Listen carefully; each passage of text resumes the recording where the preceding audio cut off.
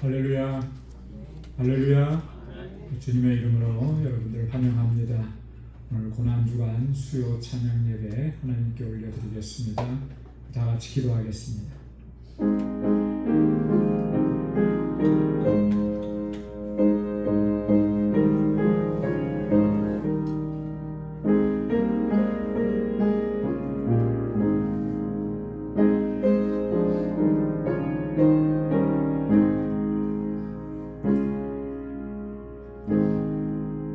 이제는 율법 외에 하나님의 한 의가 나타났으니 율법과 선지자들에게 증거를 받은 것이라.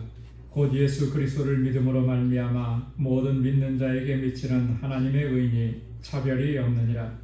모든 사람이 죄를 범하였음에 하나님의 영광에 이르지 못하더니 그리스도 예수 안에 있는 속량으로 말미암아 하나님의 은혜로 값없이 의롭다 하심을 얻은 자 되었느니라.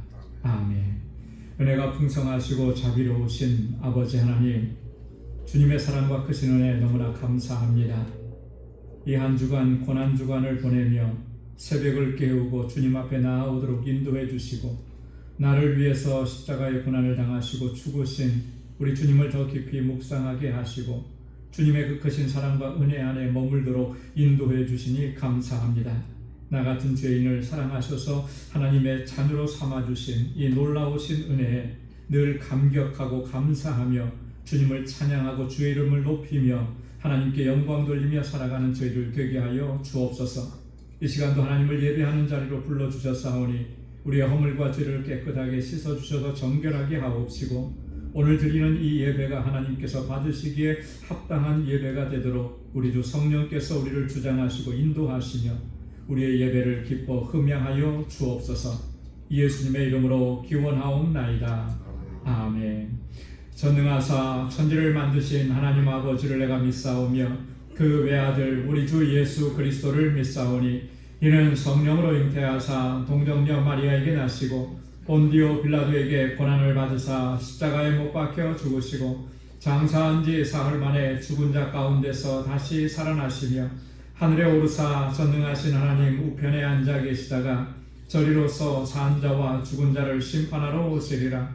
성령을 믿사오며 거룩한 공예와 성도가 서로 교통하는 것과 죄를 사하여 주시는 것과 몸이 다시 사는 것과 영원히 사는 것을 믿사옵나이다.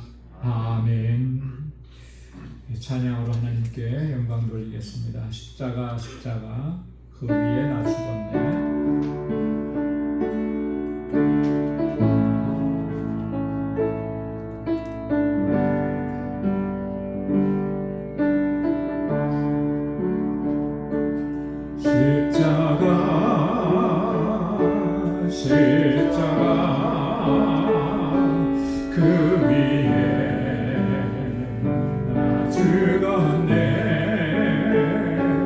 그 사랑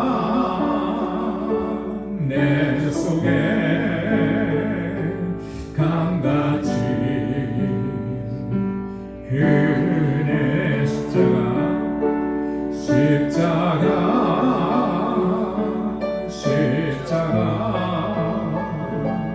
그 위에 나 죽었네. 그 사랑 내 속에 강같이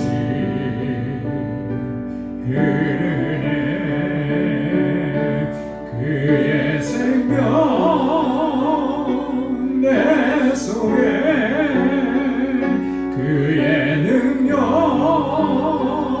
내 안에 그의 소망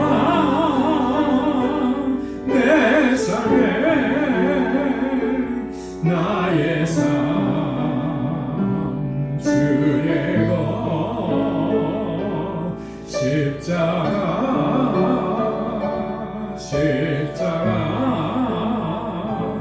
그 위에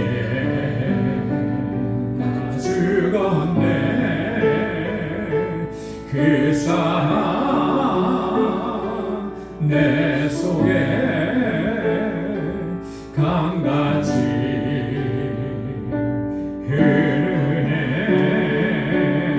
그의 생명 내 속에 그의 능력 내 안에 그의 소망 내 삶에 나의 삶 주의 것 그의 생명 내 속에 그의 능력 내 안에 그의 소망 내 삶에 나의 삶 주의 것 십자가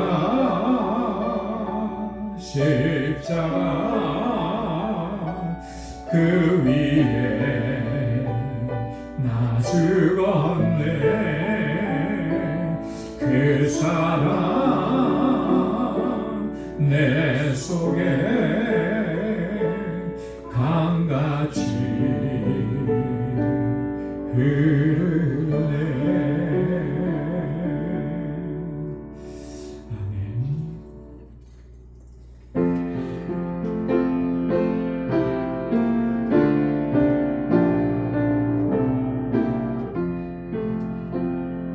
주 날려주긴 십자가 우리가 생각할 때에 세상에 속한 욕심을 헛된 줄 알고 어리네 주 계신 곳을 밖에는 사랑을 말게 하소서 오혈의 공로 힘입어 교만한 마음을 어리네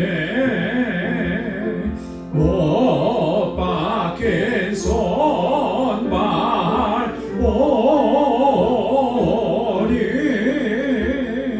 큰 잠이 나타내셨네 가시로 만든 면류관 우리를 위해 쓰셨네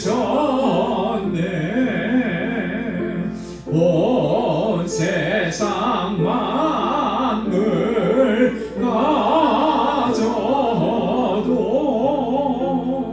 주의 못다 갚겠네 놀라운 사랑 받은 나 몸으로 재물 삼겠네 사절요 온 세상 만물 가져도 주의 못다 갚겠네 놀라운 사랑 받은 나 몸으로 재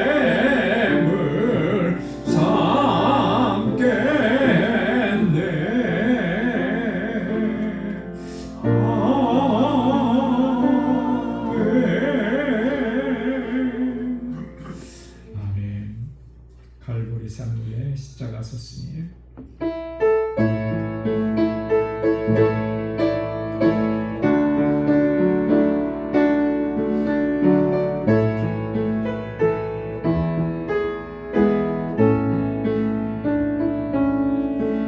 갈보리 산 위에 십자가 섰으니 수가 고난을 당한 표상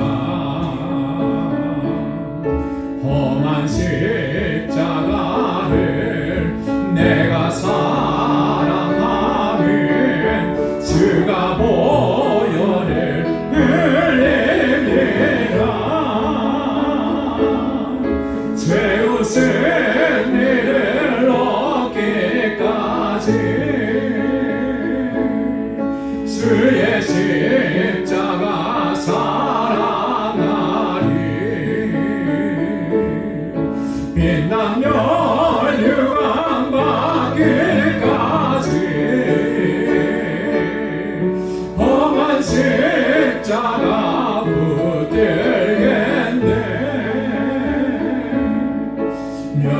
멸시전대 받은 주의 십자가에 나의 마음이 끌리도다 귀한 어린 양이 세상 죄를 지고 험한 십자가 지셨도다 죄우 승리를 얻기까지 그의 십자가 사랑하리 빛나며 유황 받기까지 험한 십자가 붙들겠네 험한 십자가에 수가 흘린 길을 믿는 마음으로 바라보니 나를 용서하고 내 죄 사하시려 주가 흘리신 보혈이라 죄우 승리를 얻기까지 주의 십자가 사랑하리 빛나며 유황 받기까지 험한 십자가 붙들겠네 주님 예비하신 나의 본향집에 나를 부르실 그날에는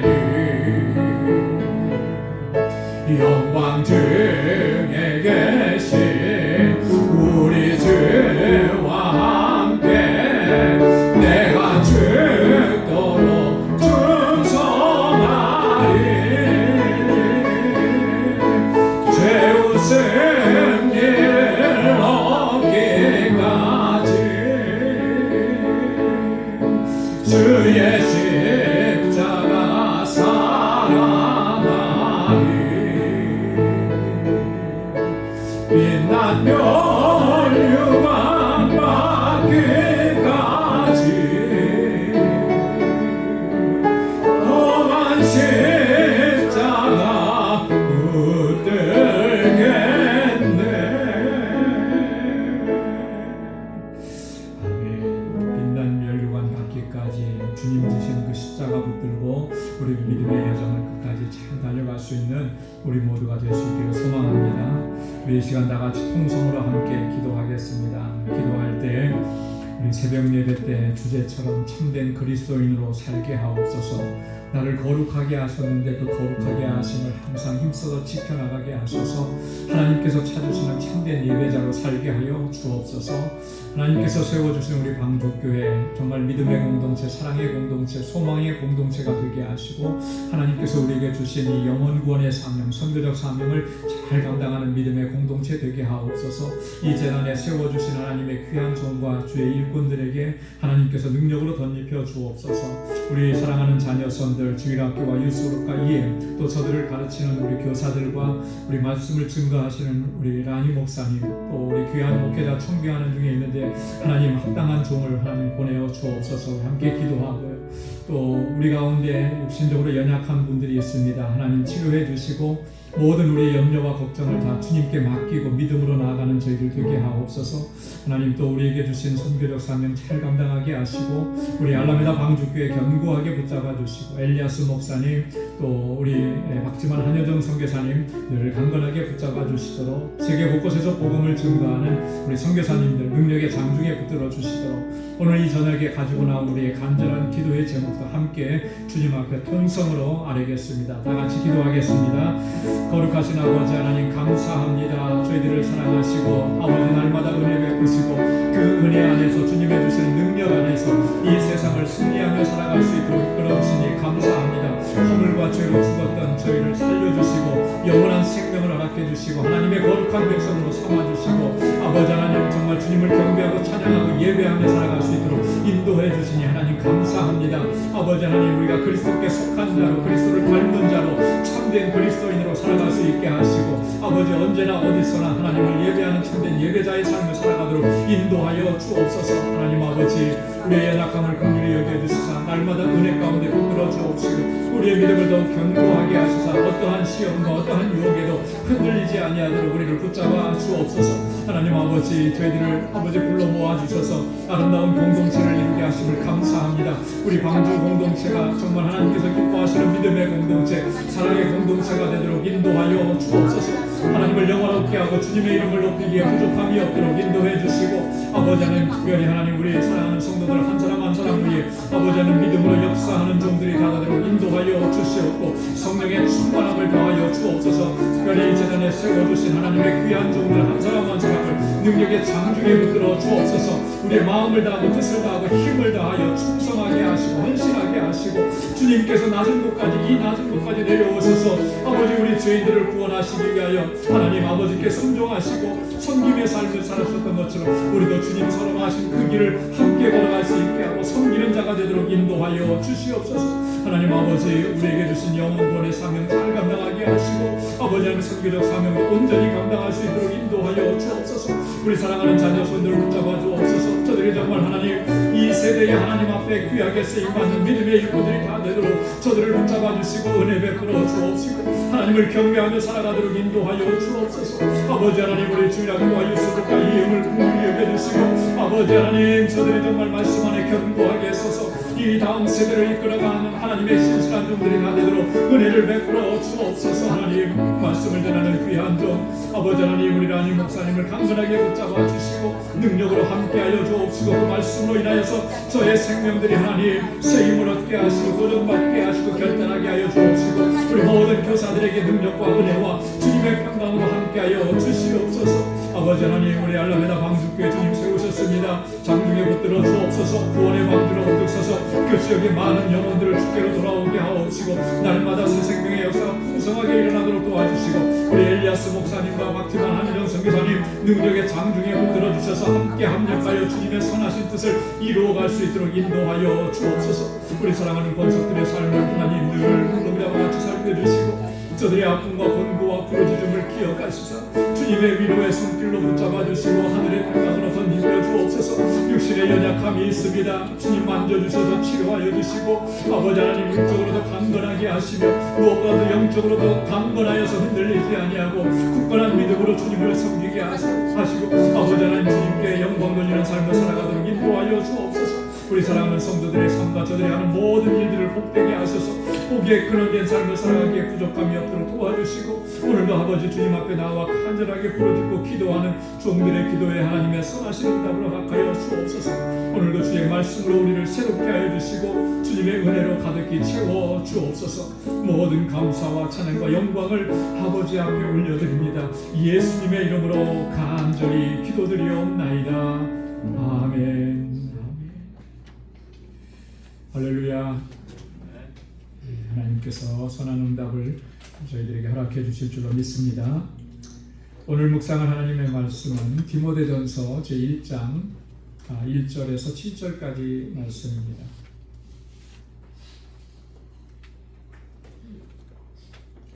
디모데전서 제1장 1절에서 7절까지 한 절씩 교독하겠습니다.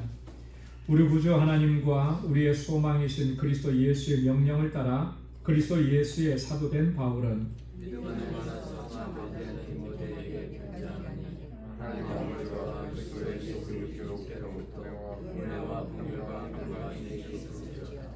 내가 마게도냐로 갈 때 너를 권하여 에베소에 머물라 한 것은 어떤 사람들을 명하여 다른 교훈을 가르치지 말며 끝없는 소고에 물건을 말하게 하옵니다. 이런 것은 인정하는 하나님의 경륜을 이루고자 우리와 결론을 내는 것이다. 이 교훈의 목적은 청결한 마음과 선한 양심과 거짓이 없는 믿음에서 나오는 사랑이거늘 사람들이 이에서 벗어나 격단에 빠져 다 함께요. 율법의 선생이 되려 하나 자기가 말하는 것이나 자기가 확증하는 것도 깨닫지 못하는도다. 아멘. 저희가 지난주부터 우리 디모데전서 말씀을 함께 나누기 시작을 했습니다. 지난주에는 디모데전후서의 서론적인 부분들을 배경적인 부분들을 함께 저희가 나눴죠. 바울서신서 가운데에서 이 디모데서는 분류하면 어떤 서신에 들어간다고 그랬죠? 바울서신서 가운데에서 바울서신서를 이렇게 몇 개로 나눠볼 수가 있어요. 카테고리를. 그러면 디모데전후서는 어떤 부분에 들어간다고 그랬죠? 목회서신. 예, 맞습니다. 목회서신이에요. 예. 디모데전후서하고 또 한 권이 더 있다고 그랬어요.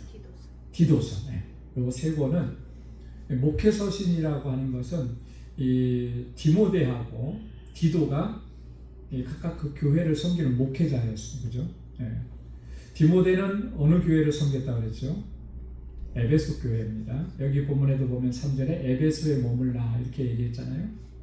그리고 디도는 어느 교회를 섬겼다고 그랬습니까? 지중해 안에 있는 섬, 그레데라고 하는 섬이죠. 그죠? 그레데 안에 이제 여러 교회들이 있는데 수레 목회를 한 거예요. 그레데 안에 있는 여러 교회들을 섬기도록 이렇게 파송받아서 목회자로 사역을 했는데 이 두 목회자에게 보낸 서신이 목회서신이고 디모데전후서와 디도서 이렇게 세 권인 것입니다. 오늘 본문 말씀에는 1절과 2절에서는 바울이 통상적으로 편지를 보낼 때 항상 사용했던 그런 표현들입니다. 문안인사예요. 바울 서신서에 보면 거의 이 형태가 거의 대부분 다 등장을 합니다. 자, 그런데 약간 좀 다르게 등장해요. 그 다른 부분이 뭘까라고 하는 것도 한번 본문을 통해서 보고요. 그 다음에 이제 5절부터 7절까지는 바로 본론으로 들어갑니다. 그래서 초대교회 때 가장 교회를 힘들게 했던 세력들이 어떤 세력이었을까요? 이단 사상을 가진 세력들이겠죠. 그죠? 그래서 이 에베소 교회도 예외는 아니었습니다. 그 안에 이단적인 사상들이 침투해 들어와서 성도들의 믿음을 자꾸 흔들어 놓고 그 믿음에서 자꾸 멀어지도록 만든 이런 일들이 있었다라고 하는 거죠. 그래서 그 이단에 대한 경계를 하는 내용들이 이제 본문에 기록이 되어 있습니다. 자, 그러면 우리 1절부터 한번 보도록 하겠습니다. 우리 구주 하나님과 우리의 소망이신 그리스도 예수의 명령을 따라 그리스도 예수의 사도된 바울은, 자, 바울은 지금 1절에서 제일 먼저 뭘 언급하고 있느냐 하면 자신의 사도됨의 심적인 기원을 얘기합니다. 바울은 예수 그리스도의 사도라 분명하게 밝히고 있죠. 여러분, 왜 바울이 이렇게 자기는 그리스도 예수의 사도된 바울이라 이렇게 밝혔을까요? 왜 밝히고 있는 것 같습니까? 밝히는 데는 이유가 있어요.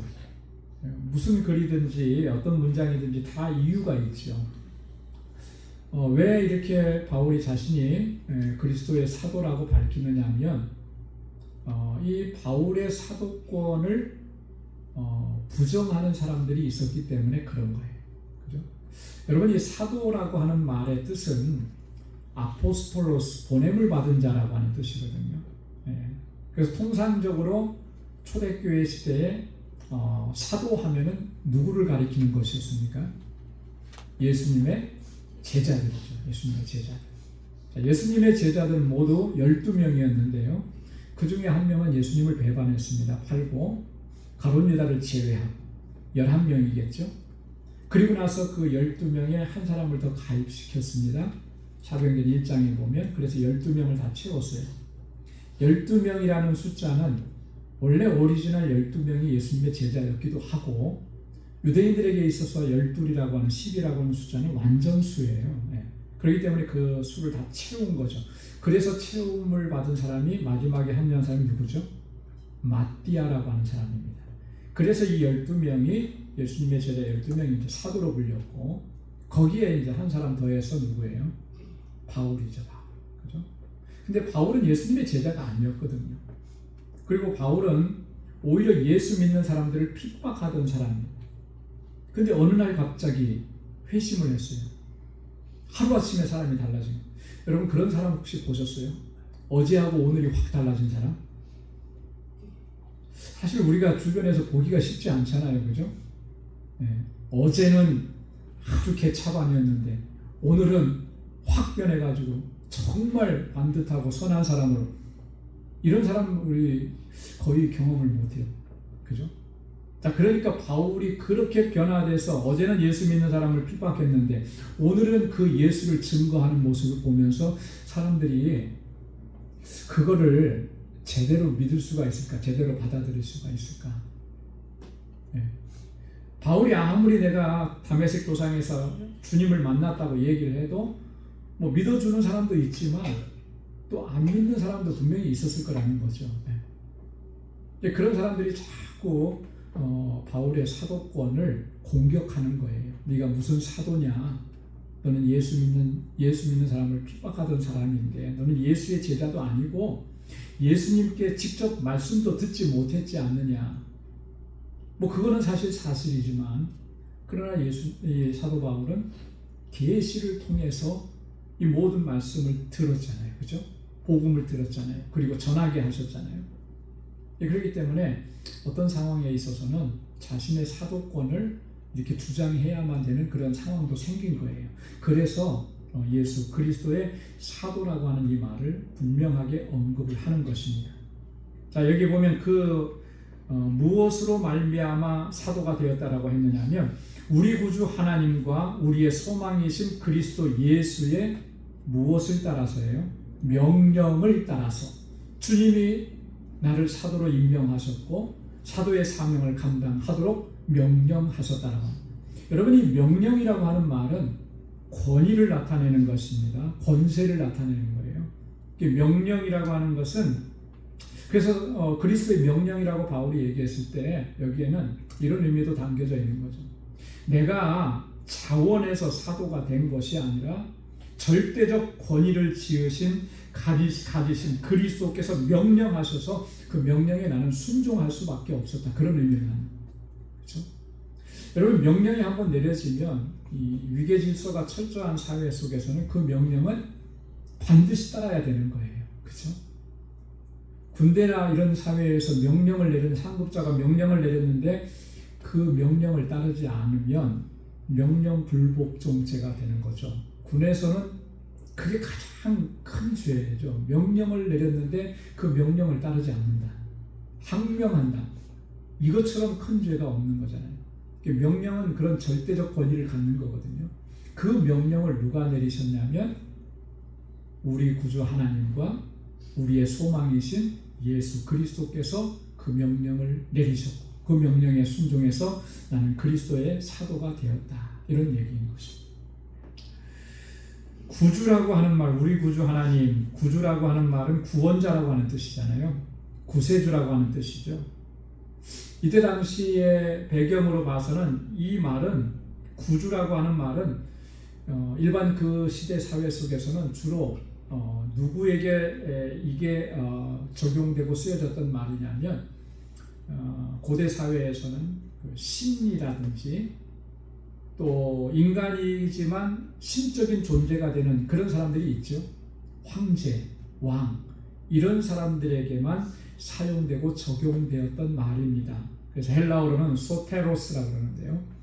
그런데 이게 성경에 들어와서는 이 구주라고 하는 말은 누구에게만 적용되는 거예요? 하나님과 예수 그리스도에게만 적용되는 것이죠. 그래서 바울이 이 구주라는 표현을 쓰면서 무엇을 강조하려고 하는 것이냐면 우리 구원의 궁극적인 근원은 바로 하나님이시다라고 하는 그것을 여기에서 증거하는 거예요. 우리 구원의 근원이 누구시냐? 하나님이시다. 그래서 우리 구주 하나님이시다. 이렇게 먼저 얘기합니다. 우리의 소망이신 그리스도 예수라고 했잖아요. 예수 그리스도가 우리의 소망이라는 어떤 면에서 소망이 되는 것이겠습니까? 예수 그리스도가 우리에게 어떤 면에서 소망이 되는 거예요? 하나님께서는 예수 그리스도를 통해서 우리의 구원을 이루시는 것이잖아요. 그죠? 허물과 죄로 죽었던 우리를 부패하고 타락했던, 전적으로 타락했던 우리를 구원하시기 위해서 예수 그리스도를 우리 가운데 보내주셨고 그리스도를 화목제물로 삼으신 거죠. 그렇기 때문에 그리스도는 우리의 소망이 되는 거예요. 허물과 죄로 죽었다라고 하는 표현은 우리는 영원한 지옥 형벌에 들어갈 수밖에 없는 그런 존재라고 하는 거잖아요. 거기에서부터 건집을 받고 영광의 나라로 들어갈 수 있도록 그리스도를 통해서 하나님께서는 우리의 구원의 역사를 이루신 거예요. 그렇기 때문에 그리스도는 우리의 소망이 되시는 거죠. 여기서 소망이라고 하는 말은 영원한 하나님의 나라를 얘기하는 거죠. 이 땅에서의 남들보다 더 많이 누리고 평안하게 살고 형통하게 사는 것, 이 소망이 아니라는 거예요. 영원하신 하나님의 나라에 대한 소망을 바로 예수 그리스도를 통해서 우리에게 주셨는데 하나님과 예수 그리스도의 명령을 따라서 내가 사도가 되었다 이렇게 고백을 하는 것입니다. 자, 그러면서 2절에서는 이 바울이 모든 서신서에서 일반적으로 하고 있는 문안 인사를 합니다. 믿음 안에서 참 아들 된 디모데에게 편지하노니 하나님 아버지와 그리스도 예수 우리 주께로부터 은혜와 긍휼과 평강이 내게 있을지어다. 이 편지를 받는 사람 언급되어 있습니다. 그 사람이 누구라고 그랬어요? 디모데예요. 자, 근데 디모데를 수식합니다. 설명하는데 뭐라고 설명하고 있습니까? 믿음의 아들이다. 믿음의 아들이다. 믿음 안에서 참 아들 되었다. 지난주 수요일에도 저희가 말씀을 잠깐 나눴습니다만 사도 바울이 디모데를 만난 곳은 어디라 그랬어요? 지난주 걸 자꾸 이렇게 여쭤보니까 기억도 안 나는데 지난주 교재 안에 이제 저희가 있으니까 살펴보시면 좋을 것 같아요. 사도행전 16장에 보면 루스드라라고 하는 곳, 더베라고 하는 지역이 있어요. 여기는 이제 바울이 2차 전도 여행을 떠날 때 그 지역을 가는데 원래 이 지역이 사실 2차 전도 여행 때도 바울이 방문했던 지역입니다. 그래서 거기서 복음을 전했어요. 사도행전 14장에 보면 1차 전도 여행 때 루스드라와 더베에서 복음을 전할 때 거기에서 디모데를 만난 거죠. 그런데 사도행전 14장에서는 디모데를 만나서 그에게 복음을 전했다라고 하는 내용은 기록되어 있지 않습니다. 자, 그런데 2차 전도 여행 때 바울이 다시 그 지역에 가서 디모데를 만나는데 디모데를 가리켜서 뭐라고 얘기하냐면 제자라고 했어요. 제자. 여러분, 제자라고 하는 이 표현은 바울에게 있어서 예수 그리스도의 제자가 이렇게 말했을 때는 바울이 바로 그 당시에 그 시점에 만나서 그가 제자인 것을 확인했다라고 하는 그런 의미로는 우리가 받아들이기가 쉽지 않아요. 그죠? 이미 그 전에 만나서 그에게 복음을 증거했던 거죠. 물론 디모데도 하나님을 섬기는 사람인 거는 맞아요. 그랬겠죠. 그죠? 유대인이니까. 어머니는 유대인 여자라 그랬잖아요. 그죠? 아버지는 헬라 사람. 어머니를 통해서, 할머니를 통해서 하나님을 경외하는 그런 신앙은 가지고 있었지만 그에게는 뭐가 없었던 거죠? 예수 그리스도로 말미암아 주시는 구원의 역사에 대해서 몰랐던 거예요. 왜 바울이 그에게 복음을 증거했고 예수를 증거했고 그가 예수 그리스도를 영접하고 주님의 제자가 된 거죠. 그리고 그를 다시 만난 거예요. 그래서 사도행전 16장에 보면 거기서부터 이 디모데는 바울과 늘 함께합니다. 이때 디모데의 나이가 대략 몇 살쯤 되었을 것이라 추정한다고 그랬죠. 한 10대 후반이나 20대 초반, 아주 젊은 나이예요. 그러니까 바울이 어떻게 보면 바울하고 보면은 바울의 아들뻘 되죠. 나이 차로 봐도. 그런데 그가 신실하게 주님을 섬깁니다. 정말 신실하게, 성실하게. 그래서 바울의 동역자들 가운데 바울의 동역자들이 참 많이 있었는데 그 중에서도 가장 바울이 신뢰하는 신실한 동역자가 된 거예요. 끝까지 바울과 함께하고요. 그리고 바울이 3년 동안 복음을 전하고 목회했던 에베소 교회, 바울의 후임으로 그 교회를 담당하는 이제 목회자가 된 것이죠.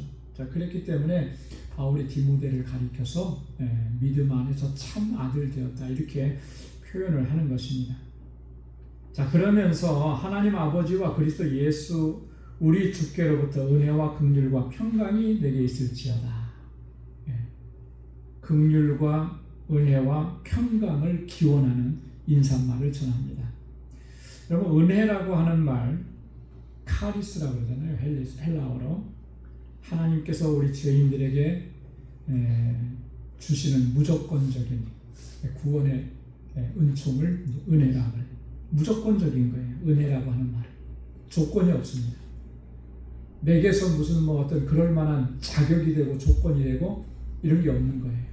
전적으로 하나님께서 무조건적으로 베풀어 주신 그 사랑, 그 호의를 은혜라 그렇게 얘기를 하는 거죠. 평강이라고 하는 말은 샬롬입니다. 샬롬.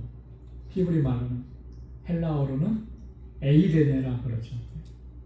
은혜가 우리에게 주어졌기 때문에 하나님과 나 사이가 완전한 관계로, 정상적인 관계로 회복이 된 것을 샬롬이라고 이렇게 얘기합니다.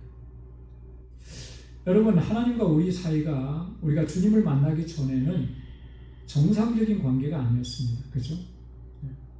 왜 정상적인 관계가 되지 못했죠? 죄 때문에 그런 거예요. 죄 때문에.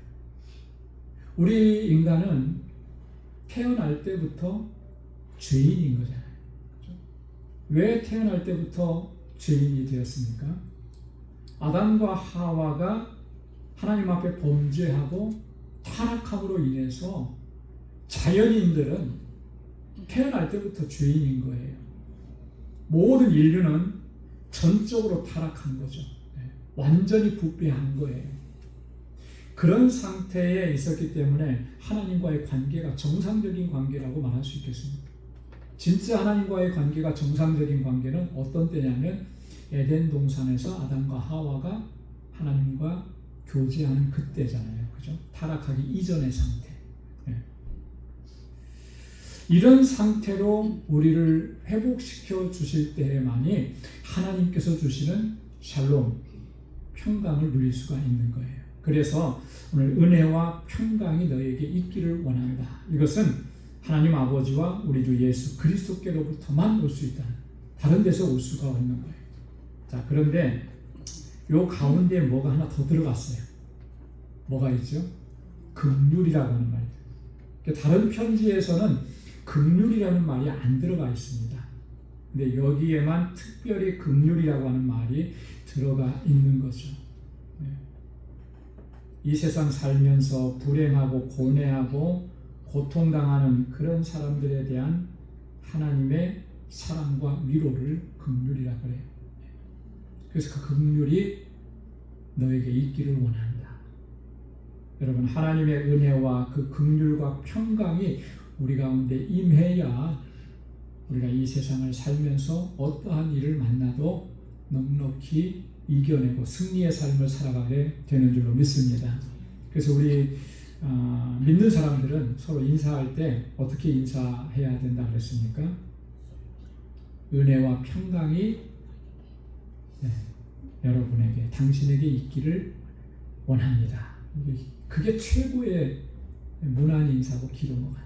하나님의 은혜와 하나님의 평강이 항상 함께하기를 원합니다. 이거보다 더 좋은 은혜가, 그 더 좋은 인사가 어디 있겠어요, 그죠? 너무나 귀한 축복의 선언이고 기원이잖아요. 그래서 서로가 우리가 인사할 때 또 메시지를 보내면서 꼭 저는 그런다 그랬죠. 거의 그 메시지를 보낼 때 항상 요 두 단어를 항상 사용을 합니다. 진정으로 그 하나님의 은혜와 평강이 있기를 원하는 마음으로, 기도하는 마음으로 그렇게 전하는 거예요. 우리가 서로가 서로에게 그렇게 할 때 그 안에 또 주님의 주시는 은총이 더 가득히 넘쳐나게 될 줄로 믿습니다. 자, 이렇게 인사말을 끝내고 나서 이제 본격적으로 본론에 들어가서는 이단에 대한 경계의 권고 말씀을 주고 있는데요. 3절 말씀에 보면 내가 마게도냐로 갈 때 너를 권하여 에베소에 머물라 한 것은 어떤 사람들을 명하여 다른 교훈을 가르치지 말며. 그 마게도냐로 갈 때 내가 너를 보내서 에베소에 머물라 했다. 그 내용에 대한 그 시대적 배경은 우리가 사도행전에서는 좀 찾아보기 힘듭니다. 바울이 지금 디모데와 함께 에베소에 가서 거기서 있다가 지금 바울은 마게도냐로 떠나려고 하고 있고, 그리고 디모데에게는 너는 에베소에 계속 머물러라. 거기 머물러야 되는 이유에 대해서는 쭉 설명을 해줘요. 근데 이런 내용은 사도행전에 기록이 안 됩니다. 이때가 시대적 배경이 어떤 상황이냐면, 지난주에 저희가 말씀드렸죠. 바울이 로마 감옥에 2차례의 투옥이 됐었다 그랬습니다. 그죠? 그래서 1차 투옥이 됐을 때는 AD 61년에서 63년경이라 그랬어요. 1차 투옥이 됐다가 자유의 몸이 됩니다. 그리고 2차로 다시 투옥이 돼요. 그때는 AD 67년경이에요. 그러니까 그 사이에 한 3, 4년 정도 시간이 있는 거죠. 그때 행적인 거예요. 자, 그런데 우리가 사도행전을 보면 사도행전 기억이 나십니까? 마지막 끝 장면이 어떤 장면으로 끝나죠? 마지막 장면. 사도 바울이 로마로 호송되어 가서 거기에서 감옥에 갇히게 되죠. 근데 그 감옥에 갇히는 거는 그 지하 감옥 같은 그런 데가 아니라 그랬어요. 가택연금 같은 그런 상태라 그랬습니다. 그래서 바울을 찾아오는 사람도 맞이할 수가 있었고 그 집을 벗어나지는 못하는 거죠. 그런 상태에서 이태 동안, 2해 동안 사람들을 만나면서 그 안에서 복음을 전하고 또 그리고 많은 편지들을 썼어요. 그 편지가 다 뭐라 그랬습니까? 옥중서신이라고 했죠. 자, 그러고 나서 이제 풀려난 거예요. 그 다음에 바울이 어디를 갔냐면 디모데와 함께 이 에베소를 찾아간 거예요. 자, 그러니까 이 내용은 성경에는 기록이 되어 있지 않은 거죠. 왜냐하면 사도행전은 1차 투옥된 것으로 마무리가 됐기 때문에 그 이후의 행적은 이런 서신서들을 통해서 우리가 조금씩 찾아볼 수가 있는 거예요. 자, 바울은 여기서 와서 자신은 마게도냐로 가려고 하고 그리고 실제로 마게도냐로 떠났고요. 그리고 디모데에게는 에베소에 머물라. 왜 머물라고 했느냐? 어떤 사람들을 명하여 다른 교훈을 가르치지 말며. 첫 번째가 이거예요. 에베소 교회 안에 있는 어떤 사람들이 다른 교훈을 가르치고 있는 거예요. 그것을 그렇게 하지 못하도록 네가 이 안에서, 에베소 교회 안에서 그 사명을 감당해야 된다라고 하는 그런 말씀인 것이죠. 여기서 어떤 사람들이라고 하는 그 어떤 사람들은 이런 거예요. 그 당시에 에베소 교회 안에서 그릇된 교리를 가르치고 그 다음에 나오죠. 신화와 끝없는 족보, 4절에 보면 신화와 끝없는 족보에 몰두하면서 성도들의 믿음을 흐트러 놓는 이런 사람들을 가리켜서 다른 교훈을 가르치지 못하도록 그렇게 하라는 거예요. 자, 그렇다면 그 다른 교훈이라는 것이 구체적으로 뭘까? 당시 초대교회를 가장 위협했던 두 세력이 있습니다. 이단적 사상을 가진 두 세력이 있는데, 첫째는 영지주의자들이에요. 그리고 또 하나는 뭘까요? 유대 율법주의자들인 거예요. 영지주의자들이라고 하는 이 사람들은 기독교 진리와는 상관이 없는 거죠. 헬라 시대의 헬라적 사고를 가지고 있었던 사람, 이런 사람들이 여기 보면은 신화에 몰두한다고 그러잖아요. 신화. 4절에 보면 신화라는 표현을 썼는데요. 여러분, 이 신화라는 것이 어떤 거냐면, 신화는 원래는 넓은 의미로 말이라고 하는 그런 의미를 가지고 있습니다. 말. 자, 그런데 그것이 점차적으로 그 단어의 의미가 변화되면서 어떤 의미를 갖게 됐냐면 만들어낸 이야기, 꾸며낸 이야기, 이런 뜻을 가지게 된 거예요. 그래서 신화하면은 꾸며낸 이야기죠. 그래서 여러분들 지금도 그렇잖아요. 신화 이렇게 얘기하면, 어떤 신화다, 뭐 고대 신화다 이렇게 얘기하면 그게 역사적 사실이라고 하는 것을 증명할 수가 없는 거예요. 그렇죠? 단군 신화 그러면 여러분, 단군 신화를 역사적으로 증명해낼 수 있습니까? 없어요. 증명할 수 있으면 신화라는 표현을 쓰지 않죠. 영지주의자들이 2000년 전에 초대교회 안에서 그런 거예요. 자신들이 살아가고 있는 그 헬라 문화권 속에서 그들이 신이라고 섬기는 그런 존재에 대해서 자꾸 이야기를 만들어내고 그걸 자꾸 사람들에게 전파하고 이야기하는 거죠. 교회 안에 들어와서까지 그렇게 하는 거예요. 그러니 교회 안에서 이 성도들이 얼마나 참 이렇게 혼란스러웠겠습니까? 그거 바로 잡으라는 거죠. 그거 바로 잡으라. 여러분, 우리가 교회 안에서 신앙생활 할 때도 그런 경우들이 종종 있어요. 세상의 이야기들을 가지고 들어와서 자꾸 그게 진리고 사실인 것처럼 이야기하는 거예요. 교회 안에서 우리가 신앙생활 하면서는 오직 하나님의 말씀만을 붙잡고 살아가야 되는데, 하나님의 말씀보다는 그런 것들을 더 붙잡고, 그러면 믿음에서 견고하게 설 수가 없는 거죠. 오늘날에 우리가 신화라고 얘기할 수 있는 것들이 뭐가 있을까? 많이 있을 거예요. 그죠? 그런 것들을 우리가 철저하게 경계하고 하나님의 말씀 안에 집중하는 그런 믿음의 길을 걸어가야 할 줄로 믿습니다. 끝없는 족보의 이야기라고 그랬잖아요. 족보. 여러분, 여러분들 가문의 족보에 대해서 잘 알고 계십니까? 족보를 잘 아시는 분들은 거의 없을 것 같아요. 저도 저희 아버님 살아계실 때 딱 한 번 저희 가문의 족보를 본 적이 있어요. 물론 그 안에 쓰여진 내용들은 뭔 말인지 하나도 모르겠더라고요. 그냥 제 이름이 기록된데 그 자리만 딱 펴줘서 이렇게 보셨는데 한 이만큼 두꺼운 건데, 그걸 새로 인쇄해가지고 광상 김씨, 무슨 파 이렇게 해갖고 딱 해놨는데 지금은 어디 있는지도 잘 모르겠어요. 근데 여기서 말하는 이 끝없는 족보의 이야기라고 하는 것은 뭐 그런 의미하고도 비슷해요. 우리 족보를 보면서 우리가 알지도 못하고 뵙지도 못했던 옛날의 조상들을 자꾸 이야기하는 경우들이 많죠. 우리 집안에는 누가 우리의 조상이었고 몇 대조 누구였고 뭐 그분이 뭐 조선시대에 무슨 어떤 벼슬을 했었고 이런 얘기들 많이 하잖아요. 이 여기도 마찬가지였던 거죠. 자, 지금 족보의 얘기를 하는 사람들은 율법주의자들인 거예요. 유대인들인 거예요. 혈통상 그들이 아브라함의 후손인 것과 선민인 것을 자랑하는 사람들이죠. 그래서 자신들의 족보를 아주 유명한 그 조상들에게까지 억지로 연결시키면서 이야기하는 거죠. 사실 그거 확인할 길이 없는데 그런 일들이 우리도 종종 있잖아요. 누가 유명한 분이 있으면 우리 7대조 할아버지는 뭐 무슨 일을 했었다 이런 얘기 많이 해요. 그거 확인이 되나요? 우리가 알 수가 없잖아요. 자꾸 이제 그런 식으로 억지로 연결을 시키면서 우리는 이런 사람들이다 뭐 이런 것들을 얘기하는 거예요.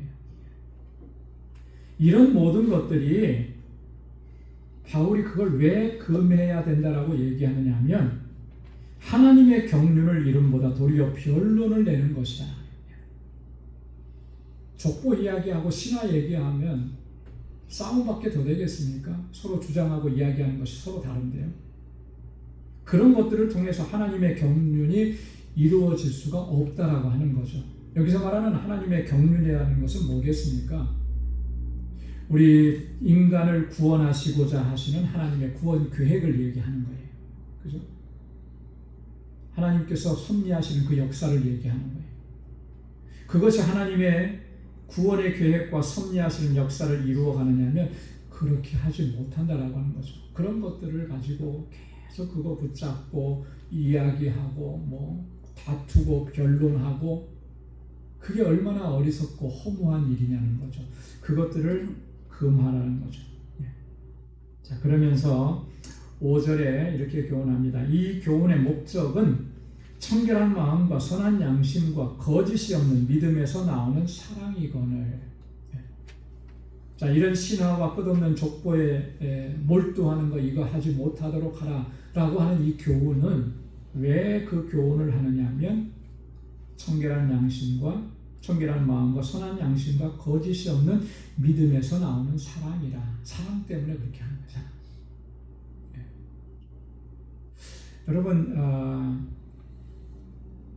무엇이든지요 아무리 옳고 그름을 따지고 해도 그 안에 사랑이 있지 않으면 사랑으로 행하지 않으면 그 옳고 그름으로 바르게 이렇게 잘랐던 것들이 과연 무슨 의미가 있게 되겠습니까? 그죠? 나는 공의대로 나는 법대로 한다고 해서 탁탁탁 재단을 했는데 거기에 사랑이 없다면 사랑의 마음이 없다면 그렇게 잘라낸 것들이 과연 무슨 유익이 될 수 있을까요? 물론 법이라고 하는 것이 참 중요하기는 한데요. 여러분 항상 우리가 잊지 말아야 될 것이 있습니다. 특히나 이제 어느 단체나 이런 데 가면 법이요 하는 사람들이 많이 있거든요. 한번 법이요라고 딱 하면은 그때부터는 좀 시끄러워집니다. 시끄러워져요. 그게 왜 시끄러워질까? 법을 외치면서 나는 바르고 정직하다라고 하는 것을 주장을 하는데 그 안에 뭔가가 하나 빠져 있기 때문에 그런 거예요. 왜냐하면 사랑이 빠져 있는 거예요. 법으로서 판단하고 법으로서 정죄하고 법으로서 잘라내고 이거는 아주 반듯반듯하게 잘하는데 그 안에 그 영혼에 대한 사랑이 없는 거죠. 긍휼이 없는 거죠. 여러분 그렇게 하면 어떻게 되겠습니까? 결국은 사람을 잃어버리는 거예요. 잃어버리는 거예요. 이런 교훈을 하지만 신화나 끝없는 족보에 몰두하지 말라고 교훈하지만 그러나 그 교훈의 목적은 사랑이라는 거예요. 사랑.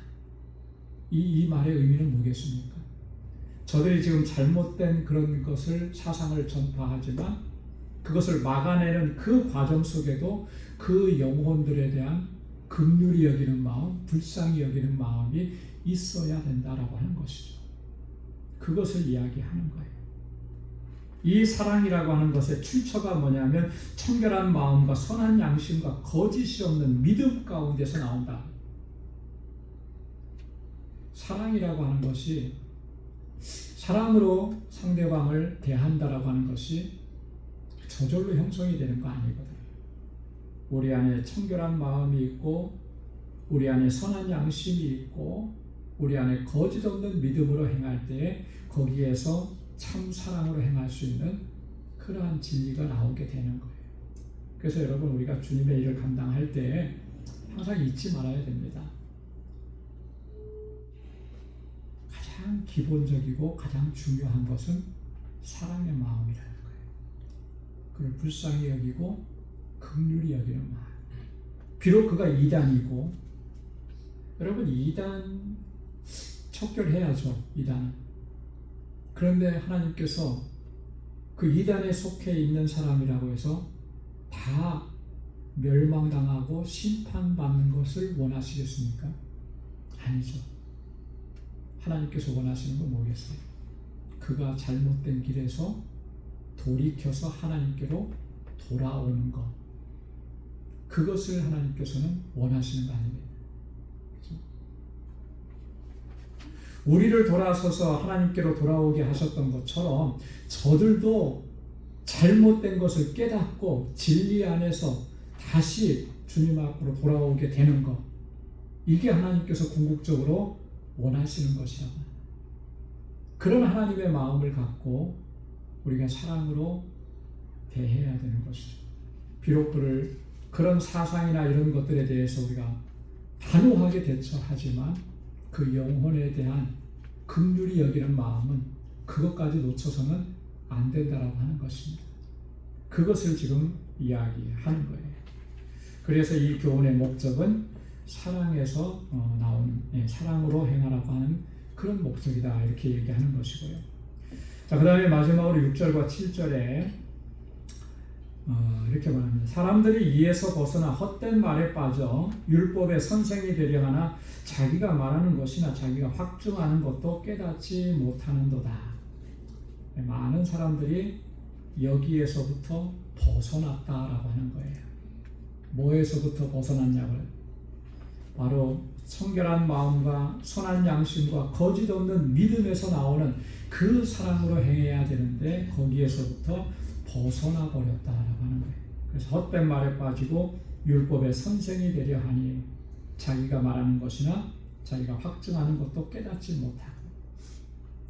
여러분, 이런 경우가 종종 있지 않겠습니까? 내가 말하는 것, 또 내가 확증한 것도 제대로 깨닫지 못하고 그걸 자꾸 이야기하려고 하는 거예요. 그렇죠? 이 율법주의자들이 그랬다라고 하는 거예요. 지금 자신이 하는 말이 무슨 말을 하는 것인지도 자기도 이해를 못하면서 자꾸 그 얘기를 하려고 한다는 거죠. 그렇게 하는 원인이 뭐냐면 율법의 선생이 되려고 하는 그런 마음들이 있기 때문에 그렇다라고 하는 거예요. 율법의 선생이 된다라고 하는 이 말은 당시의 거짓 교사들의 정체를 그대로 보여주는 겁니다. 잘 설명하는 거예요. 선생이 된다라고 하는 거는 뭔가를 가르친다라고 하는 거잖아요. 그런데 가르치는데 자신이 가르치려고 했던 그 내용에 대해서도 모르는 거예요. 그게 뭔지도 모르고 깨닫지도 못하고 그러면서 자꾸 이야기를 하는. 왜 그렇게 하겠습니까? 우리가 뭔가를 이야기하고 누군가를 가르친다 그러면 내가 잘 깨닫고 내가 확신하고, 그죠? 내가 분명하게 확신하는 거, 그거를 얘기해야 되는 거잖아요. 근데 그러지도 못하면서 자꾸 그 얘기를 하고 내가 선생의 위치에 서는 거예요. 왜 그렇게 되는 거겠습니까? 그것은 대중들 앞에서, 사람들 앞에서 자기를 드러내려고 하는 그 마음이 있기 때문에 그런 거예요. 그렇죠? 네. 정말로 그가 율법에 대해서, 이 율법의 진리에 대해서 탐구하고 공부하고 연구하고 이러지 아니하고 단지 내가 원하는 건 뭐냐면 이렇게 내가 이야기함으로 인해서 사람들에게 자신을 드러내는 그 목적만이 있는 거죠. 그래서 그릇된 가르침을 자꾸 퍼뜨리는 거예요. 알지도 못하고 깨닫지도 못한 것들을 막 이야기하는 거예요. 여러분, 이게 얼마나 위험한 건지 몰라요. 우리가 하나님의 말씀을 전할 때도 분명한 것은 바로 그런 겁니다.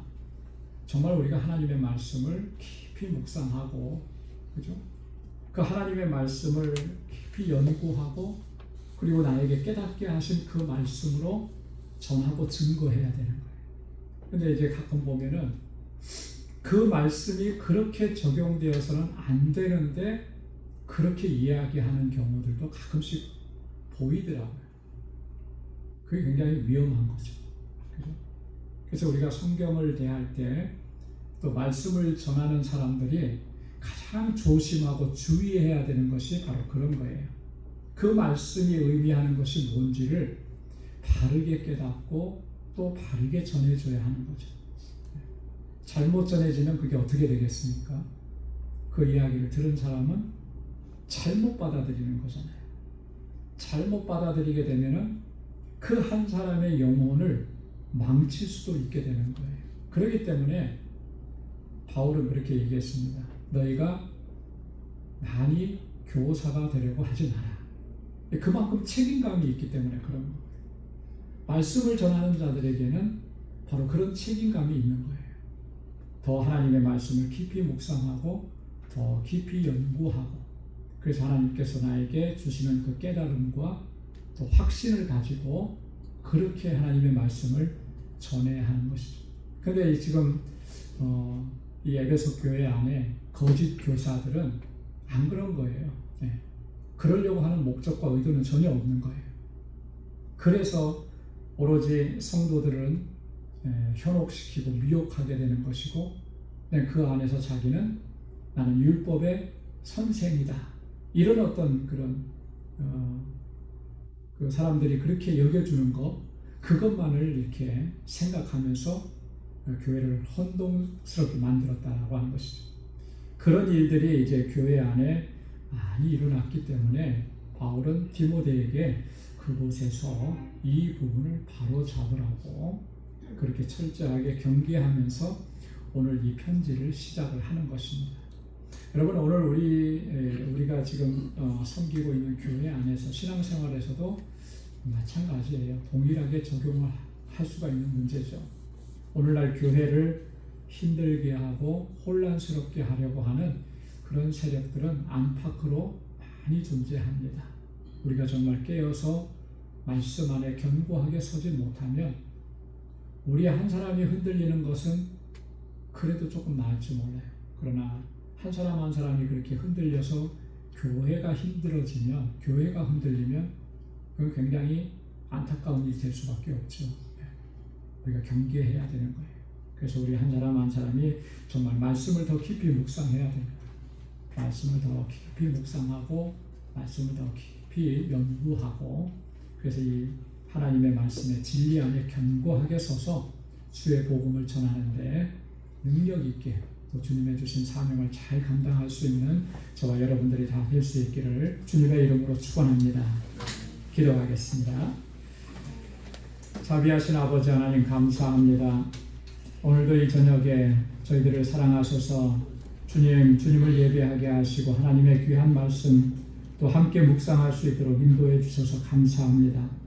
사도 바울이 디모데에게 편지하면서 특별히 하나님 그 교회 안에서 또 정말 교회를 혼란스럽게 하고 또 하나님 교회를 허물어뜨리려고 하는 그런 세력들을 철저하게 경계하도록 권면하는 이러한 말씀들을 들으면서 오늘 우리에게도 하나님 정말 우리가 감당해야 될 중요한 사명인 것을 다시 한번 깨닫게 해주셔서 감사합니다. 먼저 우리가 말씀 안에 견고하게 서게 하시고 진리 안에 견고하게 서도록 도와주시고 주님의 몸된 교회가 정말 세상의 어떠한 세파 가운데서도 흔들리지 아니하는 믿음의 공동체로 서갈 수 있도록 하나님 은혜를 베풀어 주옵소서. 우리 광주의 권속들 한 사람 한 사람 그 가정에 주님의 놀라우신 은총으로 함께하여 주시고 주님 늘 주님을 경배하고 찬양하고 주의 이름을 높이며 하나님께 영광 돌리는 삶을 살아가기 부족함이 없는 주의 종들이 다 되게 하여 주옵소서. 이제는 우리 주 예수 그리스도의 무한하신 은혜와 하나님 아버지의 크고 놀라우신 사랑과 성령의 위로 교통 충만하심의 역사가 주의 말씀대로 또 하나님의 주신 사명을 온전히 감당하기로 결단하는 우리 광주의 모든 믿음의 권속들과 저들의 가정과 직장, 생업의 터전 위에 이제로부터 영원까지 함께 하시기를 간절히 축원하옵나이다. 아멘.